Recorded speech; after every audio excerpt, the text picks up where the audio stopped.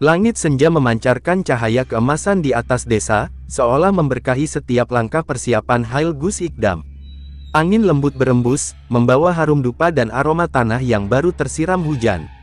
Dari kejauhan, terdengar suara palu bertalu-talu, para pemuda desa sibuk mendirikan tenda utama. Wajah mereka penuh semangat, meski keringat sudah membasahi baju. Di dapur umum yang didirikan di halaman masjid, ibu-ibu bergotong royong menanak ribuan porsi nasi.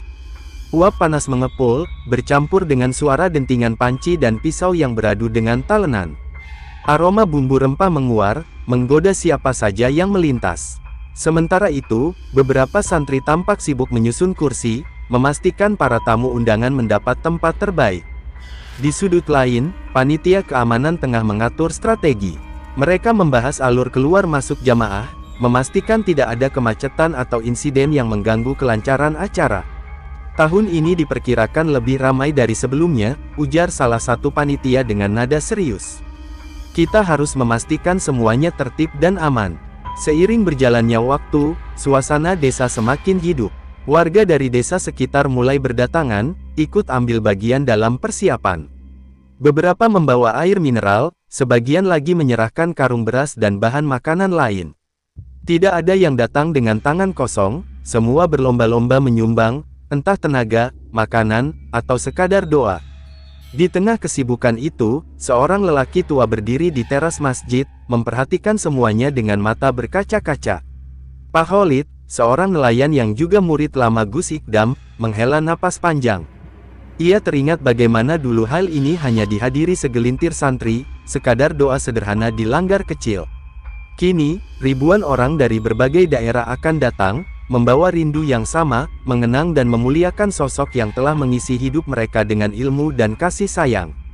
Malam mulai merayap, bintang-bintang bertaburan di langit, seakan ikut menyaksikan perjuangan panitia yang masih berjibaku dengan persiapan terakhir. Di kejauhan, suara sholawat menggema dari pengeras suara masjid, mengiringi setiap langkah mereka yang tak kenal lelah. Esok, ribuan orang akan datang. Esok, Hail Gus Ikdam akan menjadi saksi betapa ajaran dan kebaikannya terus hidup dalam hati banyak orang. Fajar baru saja menyingsing ketika deru kendaraan mulai terdengar di kejauhan. Jalan-jalan desa yang semalam lengang, kini dipenuhi rombongan yang datang dari berbagai penjuru. Bus, mobil pribadi, hingga sepeda motor berbaris panjang, merayap perlahan menuju lokasi Hail. Di antara mereka, ada yang menempuh perjalanan semalam suntuk, ada pula yang sudah tiba sejak kemarin, memilih bermalam di sekitar masjid demi mendapatkan tempat terbaik. Langit masih temaram saat seorang wanita parubaya turun dari bus dengan langkah terlatih. Raut wajahnya lelah, namun matanya menyiratkan harapan. Di tangannya, tergenggam erat tas berisi kain batik yang katanya akan ia gunakan untuk berziarah. Sudah lama saya ingin datang ke Hail ini, bisiknya kepada seorang pemuda di sebelahnya. Baru tahun ini Allah kasih kesempatan. Di sisi lain, sekelompok santri berbaris rapi, menunggu giliran masuk ke dalam area utama. Mereka datang dari pondok yang letaknya ratusan kilometer jauhnya. Sebagian masih remaja, mengenakan sarung dan peci yang tampak kebesaran di kepala mereka. Namun wajah-wajah muda itu memancarkan keteguhan, seakan tak peduli pada lelah perjalanan. Di tengah lautan manusia, Pak Khalid berdiri di tepi jalan, matanya menyapu barisan jamaah yang semakin padat. Hatinya bergetar. Dulu, Hail ini hanya dihadiri santri-santri lama, berkumpul di langgar kecil dengan penerangan seadanya. Kini, ribuan orang datang dengan satu tujuan, mengenang dan memuliakan guru yang mereka cintai. Saat matahari mulai merayap ke ufuk timur, suara sholawat dari pengeras suara masjid menggema di udara. Seakan menjadi pertanda, bahwa hari yang dinanti telah tiba. Jamaah terus berdatangan, memenuhi setiap sudut desa. Beberapa di antara mereka membawa bendera, menandakan asal daerah mereka. Ada yang datang dari pulau seberang, ada pula yang menempuh perjalanan darat berhari-hari. Tiba-tiba, suara klakson panjang terdengar.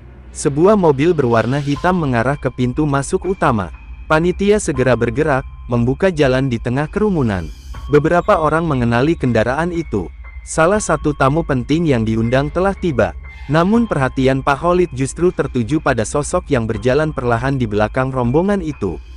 Seorang pria dengan tongkat di tangan, langkahnya terlatih namun penuh wibawa. Jantung Pak Khalid berdetak lebih cepat.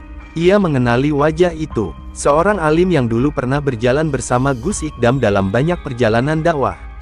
Orang yang selama ini ia kagumi dari kejauhan. Seakan tanpa sadar, Pak Khalid melangkah mendekat, hatinya dipenuhi perasaan yang sulit diungkapkan.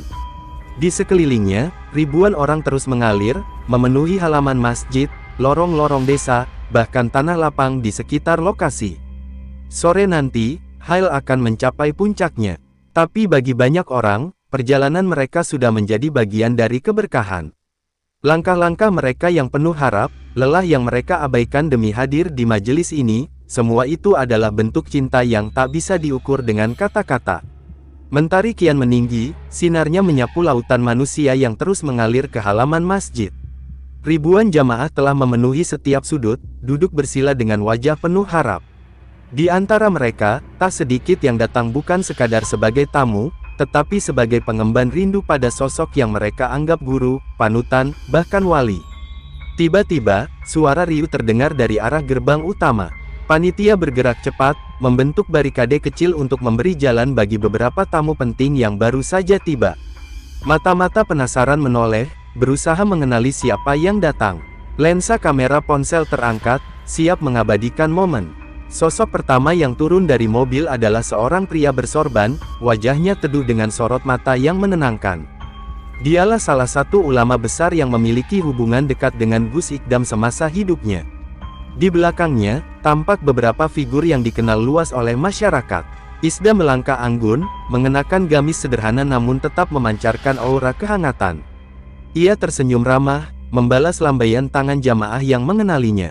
Tak jauh darinya, Siren Sungkar melangkah dengan takzim, sorot matanya menunjukkan kekaguman sekaligus rasa syukur bisa menjadi bagian dari majelis ini. Mereka bukan sekadar datang sebagai publik figur, tetapi sebagai pribadi yang ingin menyelami keberkahan Hail ini. Pak Khalid, yang sejak tadi mengamati dari kejauhan, menarik napas dalam. Bukan karena kemegahan kedatangan para tokoh itu, melainkan karena kenyataan bahwa majelis ini telah menjadi magnet bagi berbagai lapisan masyarakat. Hail Gus Ikdam bukan lagi milik segelintir orang, tapi telah menjelma sebagai perayaan spiritual yang menyatukan siapa saja yang merindukan cahaya kebenaran. Saat para tamu khusus dipersilakan menuju area utama, seorang santri kecil berlari-lari kecil mendekati kerumunan. Ia menengadah, matanya berbinar melihat sosok yang selama ini hanya ia kenal dari layar kaca. Dengan ragu, ia menarik ujung gamis Siren Sungkar. "Mbak, bolehkah saya minta doa?" tanyanya polos. Sejenak, keheningan menyelimuti. Siren Sungkar menatap santri kecil itu, lalu berlutut agar sejajar dengannya. "Adik ingin doa untuk apa?" tanyanya lembut. Santri itu menunduk, suaranya lirih. "Untuk ayah saya, beliau sakit sudah lama." Seketika, suasana yang semula dipenuhi antusiasme berubah lebih syahdu. Isda yang menyaksikan percakapan itu ikut tersenyum haru, sementara beberapa jamaah terdiam, meresapi betapa Hail ini bukan hanya tempat mengenang sang guru, tetapi juga tempat berbagi doa dan harapan. Dari kejauhan, Pak Khalid menatap langit. Hatinya bergemuruh. Acara ini belum mencapai puncaknya, namun ia sudah bisa merasakan getaran keberkahan yang menjalar di setiap hati yang hadir. Hail Gus Ikdam bukan hanya pertemuan biasa, ini adalah peristiwa yang menggerakkan jiwa, menyatukan harapan, dan menuntun banyak orang kembali pada cahaya yang hakiki. Langit mulai berwarna jingga saat lantunan solawat menggema di seluruh penjuru desa. Ribuan suara bersatu, membentuk gelombang zikir yang menggetarkan udara. Seolah alam pun ikut bersujud, angin berembus pelan membawa harumnya dupa dan aroma tanah yang tersiram keringat para peziarah. Di bawah tenda utama, para ulama dan habaib duduk dalam satu saf, wajah mereka bercahaya di bawah sinar lampu sorot. Salah seorang dari mereka berdiri, mengangkat tangan dengan penuh hikmat. Suasana yang semula dipenuhi bisik-bisik mendadak senyap. "Ya Allah, kami berkumpul di tempat ini bukan karena harta, bukan karena pangkat, bukan karena dunia, tapi karena rindu kepada kekasih-Mu yang Engkau rahmati." Suara sang imam bergetar. Di antara jamaah, isak tangis mulai terdengar. Beberapa orang menundukkan kepala, menyeka air mata yang jatuh tanpa diminta. Pak Khalid, yang duduk di dekat pagar pembatas, menatap kosong ke tanah. Kata-kata itu menghunjam dadanya, membangkitkan kenangan yang selama ini ia simpan rapat-rapat. Ia teringat malam-malam bersama Gus Ikdam, saat mereka berdua duduk di pinggir pantai, membahas makna hidup dengan suara ombak sebagai saksi. Ia ingat bagaimana gurunya selalu menekankan bahwa segala yang fana pasti pergi, tetapi kebaikan akan tetap hidup dalam ingatan dan doa orang-orang yang mencintai kita. Sementara itu, di barisan jamaah, seorang pemuda tiba-tiba jatuh bersimpuh. Tubuhnya bergetar hebat, bahunya terguncang oleh tangisan yang tak tertahankan. Temannya yang duduk di sampingnya mencoba menenangkan, tetapi ia hanya menggeleng, seolah sedang mengalami sesuatu yang lebih besar dari dirinya sendiri. Di antara ribuan jamaah, bukan hanya dia yang merasakan getaran itu. Seorang ibu tua yang duduk di kursi roda menggenggam tasbihnya erat-erat. Bibirnya bergetar melafalkan doa yang entah sudah keberapa kali ia ulang sejak tiba di tempat ini. "Gus, aku datang, doakan aku," bisiknya lirih. Di atas panggung, doa terus berkumandang. Langit yang semula cerah tiba-tiba mendung, seakan ikut berduka mengiringi ratapan hati yang berkumpul di bawahnya. Ketika zikir la ilaha illallah mulai bergema, ribuan suara bersatu dalam satu irama, menggetarkan tanah yang mereka pijak. Pak Khalid menutup mata. Untuk pertama kalinya sejak kepergian Gus Ikdam, ia merasa seolah gurunya masih ada, hadir di antara mereka, mengaminkan setiap doa yang dilantunkan. Malam ini bukan sekadar hail, bukan hanya peringatan, ini adalah pertemuan jiwa-jiwa yang merindukan cahaya. Langit malam memayungi ribuan jamaah yang masih bertahan di halaman masjid. Suasana masih penuh haru setelah zikir yang menggetarkan jiwa. Beberapa orang terlihat memejamkan mata, meresapi kedamaian yang jarang mereka temukan di luar majelis ini. Dari atas panggung, seorang ulama berdiri dengan sikap penuh wibawa. Sorot matanya menyapu lautan manusia di hadapannya, seolah mencari satu persatu hati yang sedang resah. Suaranya terdengar lantang namun teduh saat ia mulai berbicara. Kita semua hadir di sini karena cinta. Cinta kepada ilmu, cinta kepada orang-orang saleh, dan terutama, cinta kepada Gus Ikdam yang telah memberikan teladan dalam hidupnya. Di sudut jamaah, Pak Khalid menegakkan punggungnya. Kata-kata itu langsung menghantam dadanya. Ia tahu betul betapa dalamnya ilmu Gus Ikdam, betapa luas kasih sayangnya kepada umat. Ia sendiri telah menjadi saksi hidup bagaimana gurunya tak pernah lelah menolong siapapun yang datang meminta petunjuk. Sang ulama melanjutkan, beliau pernah berkata, "Jangan mencari Tuhan dengan kepalamu, tapi carilah dengan hatimu. Sebab akal bisa menipu, tetapi hati yang bersih akan selalu mengenali kebenaran." Beberapa orang yang sejak tadi menunduk, kini mengangkat wajah mereka. Mata-mata berkaca-kaca, hati-hati yang selama ini gelisah tiba-tiba menemukan ketenangan dalam kata-kata itu. Seorang pemuda di barisan depan menggigit bibirnya, berusaha menahan tangis. Dalam hatinya, ia teringat dosa-dosa yang pernah ia lakukan, merasa seolah kata-kata itu ditujukan langsung kepadanya. Pak Khalid mengembuskan napas panjang. Ia teringat satu malam bertahun-tahun lalu, ketika ia dan Gus Ikdam berdiri di tepi laut. "Khalid," ujar gurunya kala itu, "jika suatu hari aku sudah tiada, jangan cari aku di kuburan. Carilah aku di setiap kebaikan yang kau lakukan." Kini, di tengah ribuan orang yang datang dengan rindu, Pak Khalid merasa pesan itu kembali bergema dalam dirinya. Ia menatap langit, menahan gejolak di dadanya. Di atas panggung, sang ulama mengangkat tangan, bersiap menutup tausiahnya dengan doa. "Ya Allah, jika kami mencintai guru kami karenamu, maka kumpulkanlah kami kembali dengannya dalam keadaan Engkau ridhoi. Amin." Satu suara, 1000 suara, jutaan doa bersatu dalam getaran yang memenuhi angkasa. Malam itu, ribuan hati disatukan oleh cinta yang tak pernah mati, cinta kepada ilmu, kepada kebaikan, kepada seorang guru yang namanya terus hidup dalam doa-doa mereka. Malam semakin larut, tetapi semangat para jamaah tak meredup. Setelah zikir dan tausiah yang menggugah jiwa, kini tiba waktunya bagi mereka untuk menikmati hidangan yang telah disiapkan dengan penuh cinta dan pengabdian. Dari kejauhan, aroma gulai dan nasi hangat menyeruak, menguar bersama hembusan angin yang sejuk. Di dapur umum yang terletak di halaman masjid, para ibu-ibu dan santri sibuk mengangkat rantang-rantang besar berisi hidangan. Keringat membasahi wajah mereka, namun tak ada keluhan sedikit pun yang terdengar. Semua bergerak dengan niat melayani, memastikan setiap jamaah mendapatkan bagian. Di tengah antrean, seorang pemuda berkemeja lusuh berdiri dengan tatapan nanar. Ia tak tahu harus duduk di mana, tak mengenal siapapun di sini. Perjalanan panjang yang ia tempuh untuk menghadiri hal ini masih terasa di otot-ototnya yang pegal. Perutnya bergejolak, menuntut diisi, tetapi hatinya diliputi rasa malu. Ia bukan siapa-siapa, hanya seorang pendosa yang ingin mencari setitik cahaya. Tiba-tiba, sebuah tangan menepuk pundaknya. Seorang lelaki tua, dengan sorot mata penuh kelembutan, menyodorkan sepiring nasi dan gulai kepadanya. "Makanlah, nak. Makanan ini bukan sekadar pengisi perut, tapi juga bagian dari berkah hal ini." Pemuda itu menelan ludah. Ada sesuatu dalam suara lelaki tua itu yang membuat dadanya bergetar. Dengan tangan gemetar, ia menerima piring itu dan duduk di sudut halaman. Suapan pertama mengalir di tenggorokannya seperti air di tanah kering. Bukan hanya rasa lapar yang terobati, tapi juga rasa asing yang selama ini menghantuinya. Ia tidak sendirian. Di sisi lain, Pak Khalid memperhatikan semuanya dengan mata berkaca-kaca. Ia ingat bagaimana Gus Ikdam dulu selalu menekankan pentingnya berbagi. "Makanan itu bukan sekadar rezeki, Khalid," kata gurunya suatu malam, "tapi juga bentuk cinta. Jika kau ingin mengenal seseorang, lihat bagaimana ia berbagi makanannya." Kini, ia melihat, ajaran itu hidup di hadapannya. Ribuan piring berpindah tangan tanpa pandang bulu. Tidak ada yang bertanya dari mana asal mereka, tidak ada yang memperhitungkan siapa yang lebih layak. Semua duduk sejajar, menikmati hidangan yang sama, dalam satu kebersamaan yang tak bisa dibeli dengan apapun.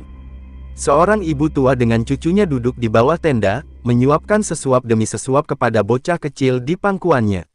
Seorang pria berbadan kekar membagikan air mineral kepada orang-orang di sekitarnya tanpa diminta. Di sebuah sudut, seorang lelaki dengan pakaian sederhana tersenyum sambil menikmati setiap suapan, seolah setiap butir nasi mengandung doa-doa yang ia perlukan. Pak Khalid menunduk, matanya basah. Hal ini bukan hanya peringatan, bukan hanya zikir dan tausiah. Ini adalah perayaan cinta, di mana setiap orang, tanpa peduli dari mana mereka berasal, bisa merasakan kehangatan yang sama.